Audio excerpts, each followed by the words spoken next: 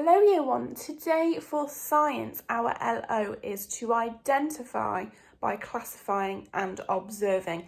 Now, our task today is to go outside and have a look, so follow me. Now, I've come to my back door. I've got my tally chart with all of my different types of animals. I've got birds, reptiles, amphibians, mammals and fish. Now I'm going to go outside and see what I can see. It's a bit frosty today, so I'm not sure I'm going to see much in the garden, but I can definitely see in the sky and I can hear lots of different birds. Now I've come here because I've got a little setup in here that I know that I've got a reptile in, but I think he might still be asleep, so let me just try to see if I can find him. There we go, he's hiding. Might have to wake him up so I can show you. His name's Sonic.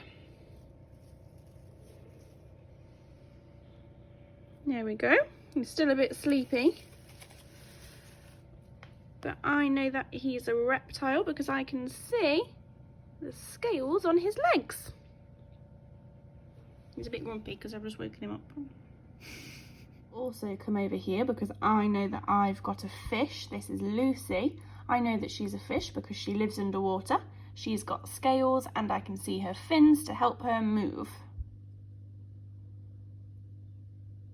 Okay, so after I went outside to observe, I saw quite a few different animals and I made them into a tally. And can you remember what a tally is?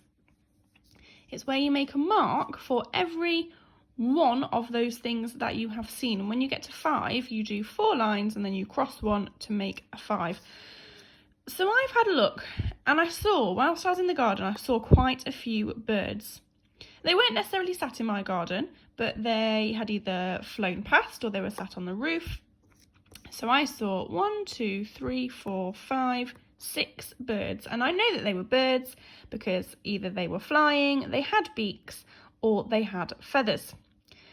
Now, I spoke you through this one. I saw one reptile. I saw Sonic, my tortoise, and I knew that he was a reptile because he had scales on his legs. I also know that he's a reptile because he's cold-blooded, and I don't know if you noticed the light that was shining down. I'm not sure if I got it in the video, but that's a heat lamp and a UVB bulb so that he gets all the nutrition and the warmth through the light that he needs.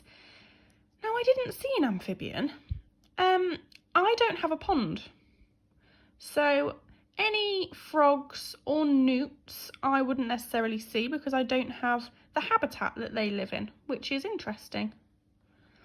Now, I didn't catch it on camera, but I did see 2 mammals. I heard something in my next door neighbour's garden, so I popped my head over and I saw their dog, and I knew that it was a dog because she had fur. And also I know that she's a she. Her name is Purdy, so I know that if ever she were to have puppies, she would be able to feed them their milk. And you saw this one in camera as well. I saw one fish called Lucy. I knew that she was a fish because she had scales and she was moving herself around with her fins.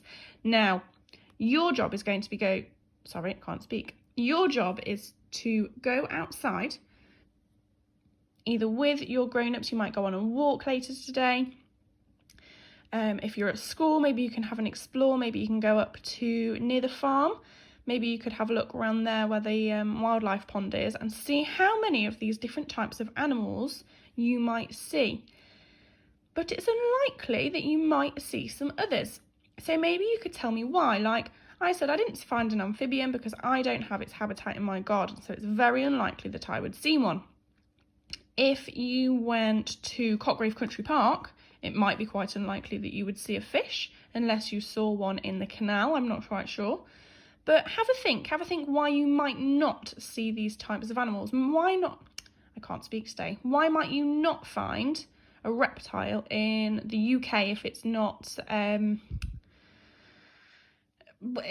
a home, if it's not in a house? I can't get my words out at all. It wouldn't be a wild reptile. Why not? Why not in this kind of weather?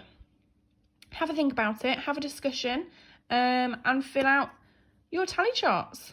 I look forward to seeing them. Bye.